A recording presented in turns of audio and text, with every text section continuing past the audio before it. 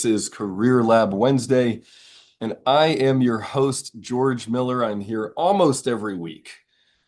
And my goal is to help you develop in your career the lens that I come from and help you look at the world through is one of emotional intelligence. And I help leaders at all levels of their career, from people just starting, people who are looking for something in, uh, out of college. But I also help people in mid-level career and navigating the complexities of that. One of the greatest challenges is peer leadership. And I also support people who are further along in their career and often have questions of, am I retiring now? Am I starting my own business? What is it that I want to do? And how do I set my, if I am leaving a company, how do I leave really well? And if I'm leaving a business, how do I set up the succession? So those are just some. I wanted to give a broad context of people that I work with. And again, I do it through the lens of emotional intelligence.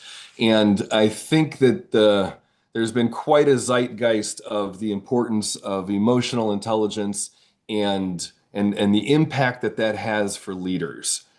Um, Daniel Goldman's article from that was picked up by New York Times in 1990 about emotional intelligence is one of the most reviewed articles when companies are looking to hire into the C-suite. That is a go-to. So we've been looking at the importance of emotions now for a long time. You may hear me say things like fear, hurt, anger, sadness, and joy. When I'm doing that, the reason I'm using such basic bottom line words is because I'm continuing to train myself to be more present with feelings. And so I think saying something like, "Oh, I feel hurt," that might sound really uncommon in a lot of language right now for, that might not be something you say in a corporate environment. So I want you to be translating what I'm saying to where you're at. Um, Sometimes saying something like, I have some concerns might be more of an appropriate way to address that. But anyway, I'm going in too deep, too quickly. Let's set up today's topic and also how to engage with me. So I invite you to jump in here on Zoom if you want to, but do know this is being live streamed. If you have questions and you want to remain anonymous, then make sure to leave the camera off and you can type your questions into the chat. And if you're viewing through YouTube or on LinkedIn Live, go ahead and throw your questions into the comment section, and I will do my best to answer your questions that way. So again, go ahead and jump in here on Zoom if you want. Do know it's being live streamed. And if you have any questions at any point, you don't have to try to stay on topic with what I'm saying.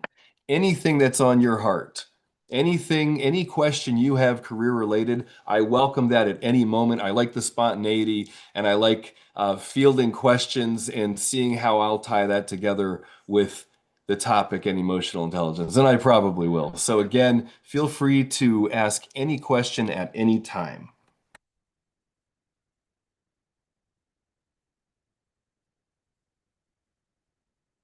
Oh, sorry about that. Whoa. Okay, just had a slow internet moment there. Okay, I think I'm back. Okay, good, good, good. So again, any question is fine at any moment. Thank you, Jane. Um, and you don't have to try to stay on topic. And today's topic, wow. Well, this is one for me, which is one of the cool things about coaching is that when I'm when a client is working on something, my client is in a lot of ways teaching me.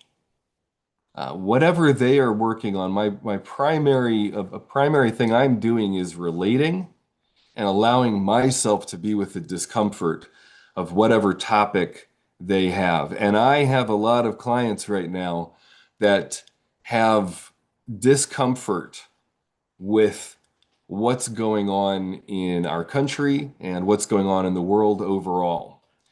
And so I thought it would be helpful to look at the differences because burnout has been a topic that has come up a lot recently. That's kind of been a buzzword.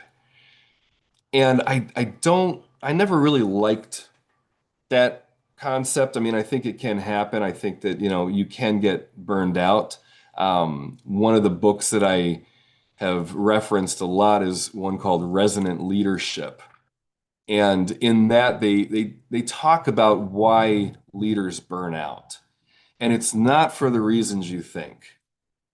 So I'm going to be diving into this idea of burnout, and I want to reframe it that you're not really working with burnout, you're bracing. So something is different. Yes, I think burnout is something that can happen, but I think right now that there's a different thing happening in the world, in our culture, and I think that we are bracing. I think we know that some significant challenges are happening and that it's only going to get more intense. So most people aren't burned out from effort. Most people are exhausted from bracing. When we're living in a prolonged state of anticipatory stress, like lots of layoffs, AI disruption, shifting expectations, unclear futures, our nervous system responds before the cognition. So our nervous system is incredible. It picks up on all kinds of data that my brain might not be picking up on. Because we all have a limited focus. And so one of the key reasons I like people increasing their ability to be present with their emotions is it's like the lens to what's happening in the world expands. I'm able to see more possibilities, see more dangers, anticipate better when I can be present with my core feelings. So again, the nervous system responds before recognition. My feelings are happening before I think. So even highly capable people feel on edge or second guessing themselves, might be experiencing themselves as less creative, less present. And it's not about weakness, it's about biology. So a key distinction is that burnout equals depletion after sustained output. It's like at some point you got to drink some water, you got to eat some food. Chronic bracing, that's like sustained vigilance without resolution. And when we don't get resolution on something, that eats away at us. It's stressful. There's a stress when we don't get resolution, and it's helpful to know that I'm going to be in a space without the resolution I'm looking for a while. I'll go into that more later. So first of all, I want you to think what bracing looks like. Is that holding your breath emotionally, like kind of locking off to not feel what you're feeling? Is it waiting for the other shoe to drop? It's like, I know something bad's coming. I know something bad's coming. Being productive but not settled. You might get a lot done, but it's not nourishing. It's not, you're not happy with what you've done. Performing resilience rather than feeling it. Oh man. That's a core thing I work on with 90% of my clients. Is you're a high performer, but you don't really feel it. You don't experience the joy in you being a high performer. And it for most people, it takes significant intention to increase enjoyment, especially after you're already a high performer and everybody's telling you you should be so happy. So, what an emotionally intelligent leader looks like, what emotional intelligence requires of us right now. So this is straight from Resonant Leadership. That leadership, it's not just about strategy, it's about emotional regulation in relationship with myself and with others around me. So leaders transmit emotional states, whether they intend to or not. And if I'm unconscious of the emotional state that I'm transmitting, that can get dangerous because I'm sending out signals I'm not aware of. I might be raising the anxiety for people. And if I'm doing it intentionally with a purpose, that could be a great thing. I'm not saying don't make people around you anxious or don't have expectations of people. Having an expectation of somebody creates an appropriate amount of anxiety. And when I say anxiety, I'm not a diagnosis. I'm talking about a something that we all experience. We all have sensations of I need to get up and do something. So raising the expectation is great, if you're intending to do that. However, if you're unconsciously raising anxiety levels on your team and you're not aware of it, you don't see, and you're doing it unintentionally, that gets messy real quick. Um, and I think I'm, I have not worked with one leader that does not do that, myself included. I'm preparing for an event and I was unconscious of ways that I was um, creating anxiety. And thank goodness somebody told me. And I was able to shift. But now I can use the expectations that I have as a trainer more accurately with more intention and more alignment from the team. So again, leaders transmit emotional states, whether you intend to or not. And fear is contagious, but so is a grounded presence. So the most effective leaders, they notice their inner state and they recover quickly. They don't demand false positivity, because that can get also really dangerous. I think about the story where a flight went down and the pilot knew they were in trouble, but would not communicate the urgency to the tower, to the control tower. And so the control tower kind of kept putting them off until it was too late. And they were operating in a space where they were falsely positive, and it had huge consequences. So in uncertain times, people don't need answers as much as they need nervous systems they can entrain to. Again, you might not need the answers as much as you think you do, but you need nervous systems that you can work with. And you can expand your capacity to be with discomfort, and it's actually a growthful thing. It can be an enlivening thing. So survival isn't about positivity, it's about endurance.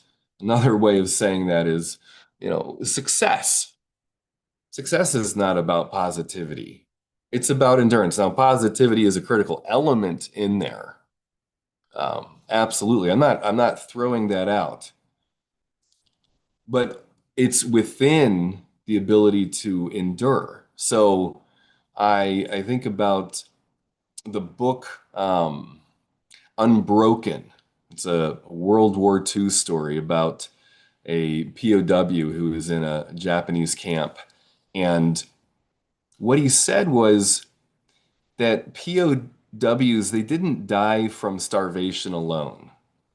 They when they either gave up or if they were had too high of hopes, when they lost psychological orientation. And the one side of it was that they would be too hopeful, expecting rescue too soon, and when it didn't arrive, they would collapse. And then the other side is they were depressed. They just gave up. They were like, "Oh, I can't handle this. I'm not going to be rescued." And so they took that route. And their beliefs that they could not handle it, um, to some degree, helped that happen. Uh, and what works is reality, is being able to say, okay, I'm probably going to be here for a long time. If I survive, it's going to be because I have a routine and I find joy in things that I can. And I think that's a really important lesson that we can take from that book, Unbroken, into modern times now. Because we have, that's a World War II story. Um, in some ways, we have another huge shift happening. Not in some ways we do. I'm hoping it doesn't turn into a World War III. Um, and and for us to understand that this is going to be going on for a while. We're going to be in a state of flux. World orders are changing, and a lot of people are scrambling, and we do not know what the future holds. We never know what the future holds. And sometimes, like now, we know even less. And it's very apparent to us that we do not know what the future holds. So again, people who are successful, it's not just about positivity. Having a positive mindset is a good thing. Absolutely. Learning how to find the beauty in things around. The I think of the story from Viktor Frankl's Man's Search for Meaning. And he shares a story of a little girl who her way of finding positivity that gave her light, gave her endurance, gave her strength, was simply being able to see a tree out of the window in Auschwitz and watching the life from that tree. Like without that tree and her choosing to see the life in that tree, choosing to see the possibilities, she would have perished. And so we can apply that same attitude to everything. And that is something that I think is quite relevant right now as systems are changing. We are looking at what AI is going to do, and we're looking at what we're doing with manufacturing. So another thing I want to jump in. Well, I've talked for a while now. I can keep rolling with this, but I want to make sure that everybody who's listening in knows that you are welcome to ask any question. Anything career related is fair game. I invite you to put your questions into the comments. If you've got a question about resume, if you've got a question about interviewing, question about managing, question about being happy at work, anything is fair game. I take all questions, and I love running it through the lens of emotional intelligence. So I'll stay on that for a moment, as I'm thinking about how one client, um, they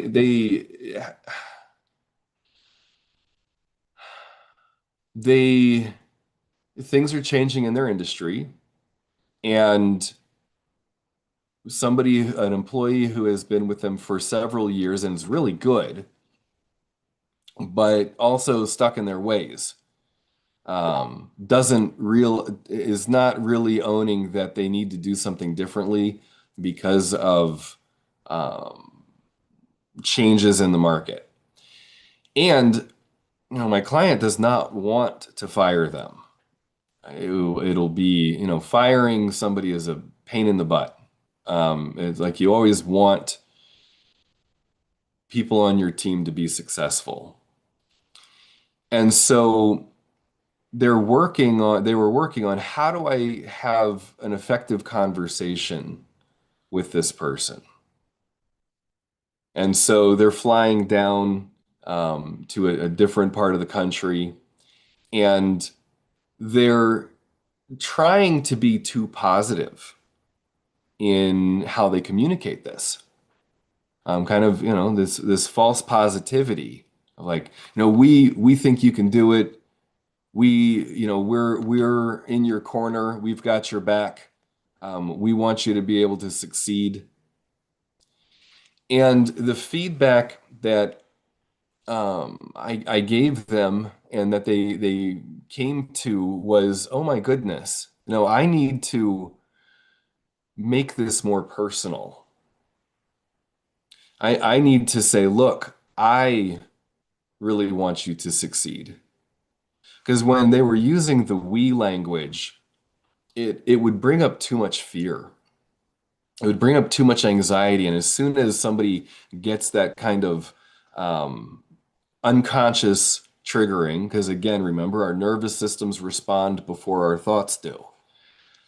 And so if they've got, this big, powerful person in their mind coming down from Chicago to communicate needed information to them, their defenses are gonna be up. And so how do you navigate that conversation where you're giving the appropriate amount of expectation and clarity about what needs to happen? And so, he looked at it again and he said, okay, wait, I can say this. So I want you to succeed.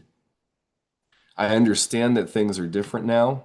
I understand that this is going to be a painful change for at least 2 weeks, maybe even a month for you.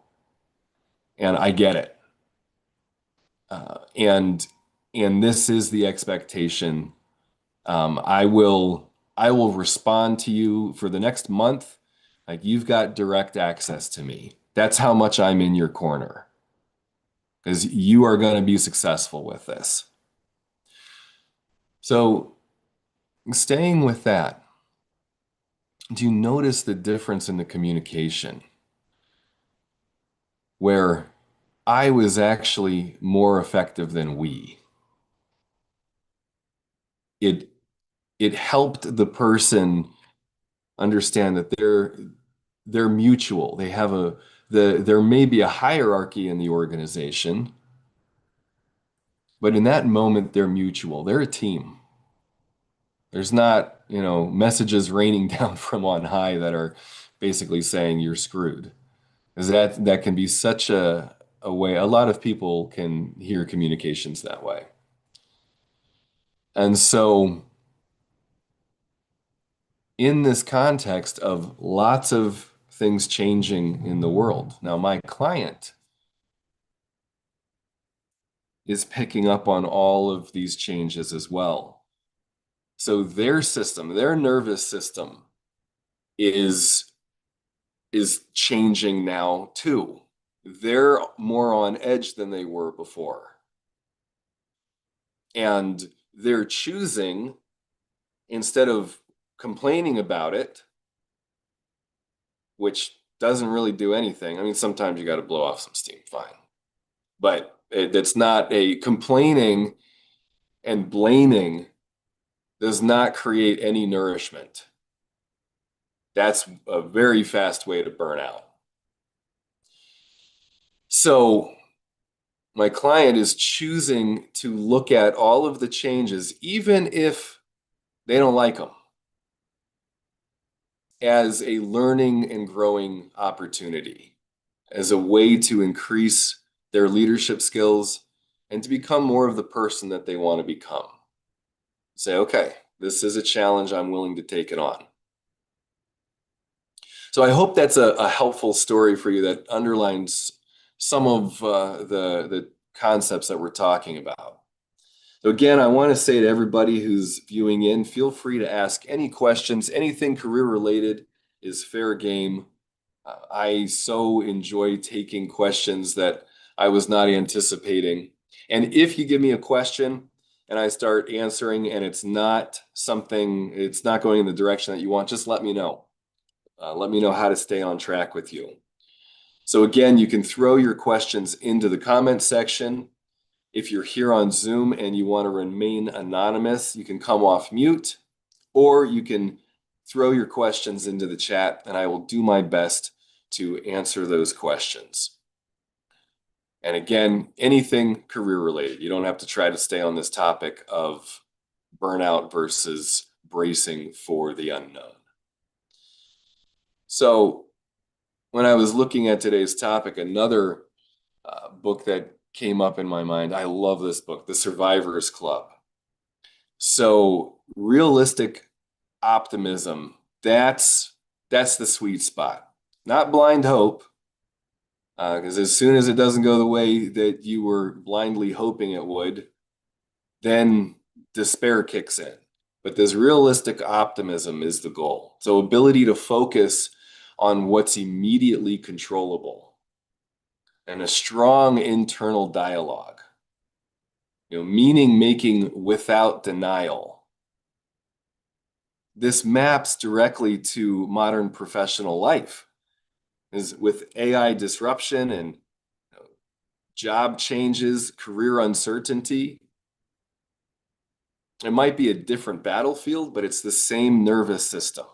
So in the Survivor's Club, having that realistic optimism and then ability to focus on what's immediately controllable. So if a plane goes down in the middle of the ocean,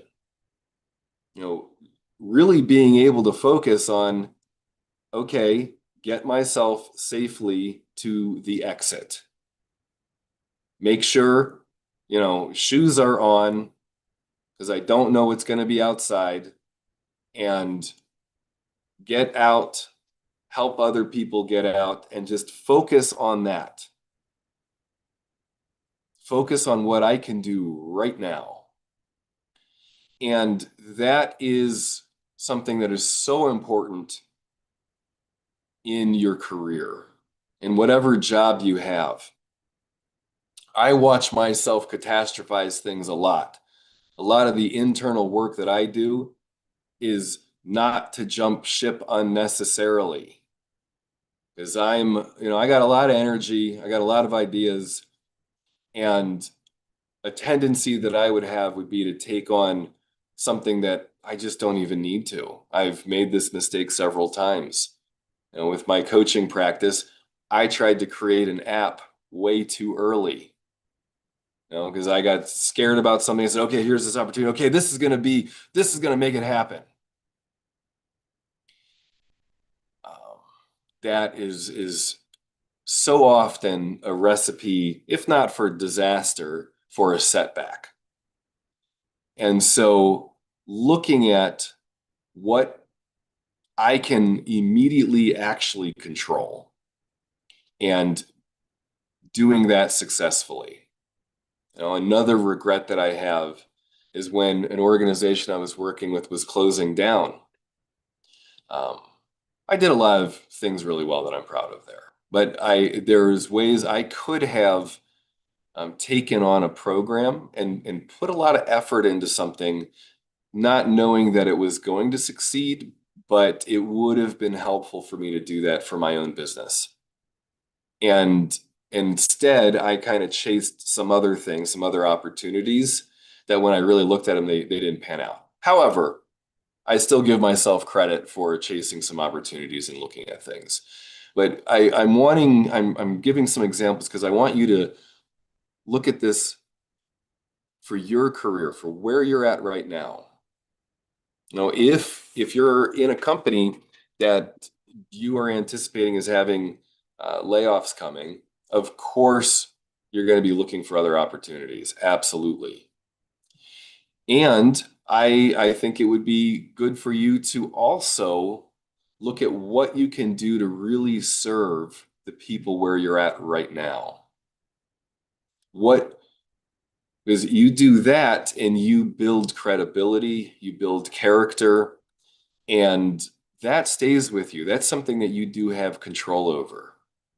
How you exit a company is something you have control over, and that stays with you. You know, people are usually way more forgiving than I think they will be, but there's still um, an importance to exit well. So I hope this is helpful for you. I'm coming up on the I'm on the halfway moment here. So I want to share a few ways to connect with me. If this format is helpful for you, awesome. I'm here most Wednesdays. You're welcome to come with any questions that you have. And another way you can connect with me, if this is, too public and you just want some one-on-one time, is set up a meeting with me. I like to talk with people and help you get more clarity. If a coaching package is part of that, if you need more than just a quick meeting, we can certainly look at that. I do one-on-one coaching and I facilitate several different group coaching environments as well. So we can talk about that if that's interesting to you. So go ahead and set up a one-on-one with me. Um, and another thing you can do is use some of the tools that I have on my website. I've got um, I've got a tool for personality assessment called Connect and Thrive. It helps you understand your personality style really so that you can better communicate with other styles. Oh, great. I'm seeing a question here. Um, okay. So laid off and was in the industry for 10 years thinking of pivoting. Yeah. Please feel free to share more with me at any moment as I look at this. So it depends. So 10 years in the insurance industry and unsure of where to pivot. Um, you're going to look at what were the things that you actually were doing in the insurance industry. So I'll talk about another client right now, somebody who was working in nonprofit, but they really were working a lot with finances. And so they're in the question of, do I continue with nonprofits or do I take all of these skills that I've learned in working with grant writing and finances? Um, I could apply that to many different places. If it, nonprofits, the future of nonprofits and funding for nonprofits doesn't look good for the next few years anyway. So if I were to take the skills that I get there and apply them to something that is more secure or maybe less stressful, um, that's a great question. And what is most important when I'm hiring somebody, what I'm looking for is, do they get stuff done? Do they understand what this job is enough that I believe that they're going to be successful when tasks come their way? And if you're not in the exact industry, if you're pivoting to something new, then you'll be open about that in the interviews. You'll say, I'm really good at this. This is the kinds of results that I've created here. I anticipate that I would be doing this, this, and this here. How does that sound? So you can drive the conversation when you're interviewing. And again, when interviewing, you always want to be the buyer. You always want to be interviewing the interviewer. You know, don't assume that this is a dream company. Even if it's your dream company, and you're like, oh my gosh, this position looks amazing. This looks great. Going in with healthy skepticism will serve you. Instead of you trying to look good and brag about things that you've done or try to act overconfident, go in and ask questions, share the results that you've created elsewhere, and then ask questions, feel out what it's going to be like there. So I hope that's helpful.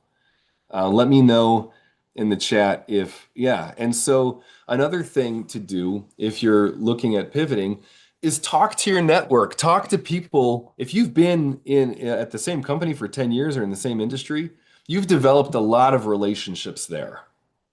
And so reach out to people that you've worked with and say, hey, I'm thinking of pivoting to these things. What do you think? What do you think I'd be good at? And people like helping. People love helping out in that kind of instance. Saying, oh yeah, you were really good at this, whatever it was. And this is so key. So you can get coaching from lots of people in your network if you're open to it. One of the things that so often happens for me is a client will say, "Man, my boss has been telling me that for the last year, but you just said it in a way that I finally heard." Or my wife has been telling me that for years. Okay, I get it now. So if you can be open to hearing the feedback from your network, you might be able to hear all kinds of ways that you've got gifts that you could apply to other industries that you might not be conscious of. So that's one of the first things. Okay, good. I'm glad this is helpful. Yeah, please let me know. Let me know if you've got any other questions on this. It's a big deal. So, a lot of people have been shifting to cybersecurity because it's like, well, that is obviously going to be a stable place. If you had told me that cybersecurity was going to grow the way that it's growing, even 15 years ago, I probably wouldn't have believed you. So anyway, um, and again, I'll reiterate what I was talking about before because the concepts from um, the Survivors Club and from Unbroken and from the material I was referring to earlier in today's session was you can apply that to anything. To use the fear that you have or the discomfort as a guiding light. It's saying, hey, pay attention to this. Instead of distracting yourself from the discomfort.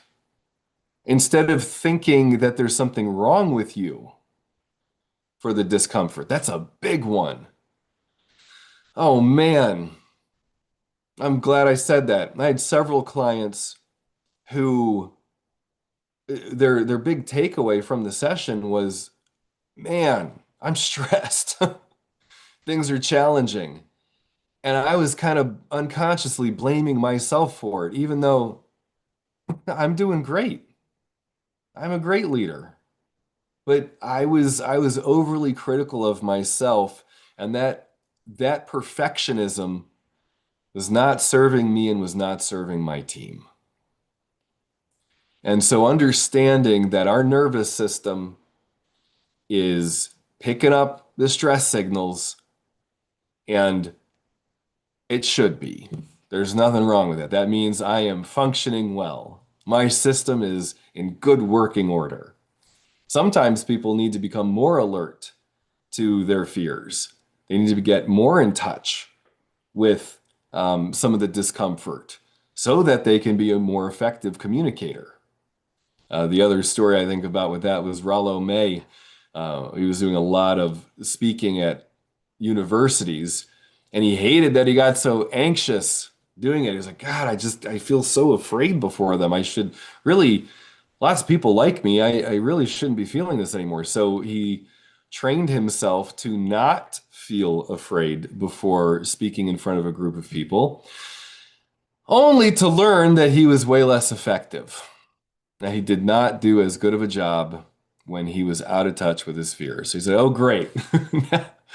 Now I got to consciously be afraid. But ultimately, he was pleased with himself that he did it because he saw the purpose in his anxiety. He saw that he could set himself up consciously to use that fear to connect more powerfully with his audience.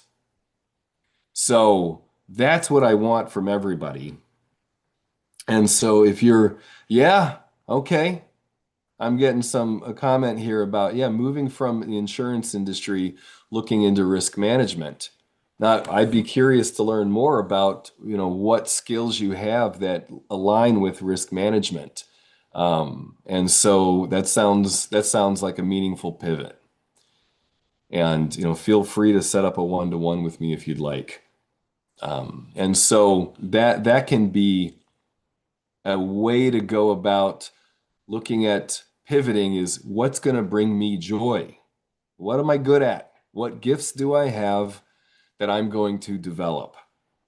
And there's all kinds of tools for that: personality assessment, IMX, and disc profile. I use a bunch of resources to help people understand who they are and how they see the world. Now, that's critical. In fact, I'll take another few minutes on that, tie it back to the topic today around the difference between bracing and burning out. So again, at the heart of it, it's an attitude adjustment. It's positivity with a healthy dose of realism. So burnout happens when there's depletion after sustained output. Eventually you got to put oil in. Chronic bracing, that equals sustained vigilance without resolution. And eventually we do need resolution. So if you're in a situation where there's not going to be a clear resolution for years, one of the cool little hacks you can do is create more mini resolutions for yourself. And I don't mean resolutions in terms of like New Year's resolutions, but I mean resolving things. What little resolves can you create? I'm really working on this with my wife right now because I'm bracing for change. Lots of things are changing. And so when there's a little tiff that we have, I'll seek a resolution there. If I feel kind of hurt, if I feel afraid about something, then I'll go to get comforted. I'll be like, hey, can I have a hug? And I get that. It's so easy. It's simple. I guess it's taken me a long time to go directly for what I want and just contact that is helpful to me. So I guess it's not easy, but it's simple. And so I get that resolution when she comes home. I'll get up to get a hug. I'll step away from something. So I'm doing it consciously, saying, oh, I need more resolve in my life. I need completions in my life. Because there's a lot of things that are unknown and are not going to complete for a while. So I think about that. It's like, in the POW camp, one of the things he did was had a routine. He worked out. He took great care of himself. That was something he could control. He could not control when he was going to be saved, if ever. And I look at my life that way, and I want you to look at your life that way. What is it that you can actually control? What can you resolve? What are the things you can complete? Because your system needs completion. When you're in a time where there's going to be extended periods with no resolve, getting many completions goes a long way. So I hope this is helpful for everybody. Again, I will be back next week.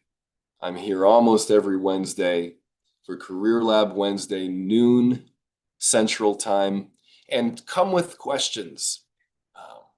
You can throw questions in at any time, and I will do my best to track them and answer them when I'm here live.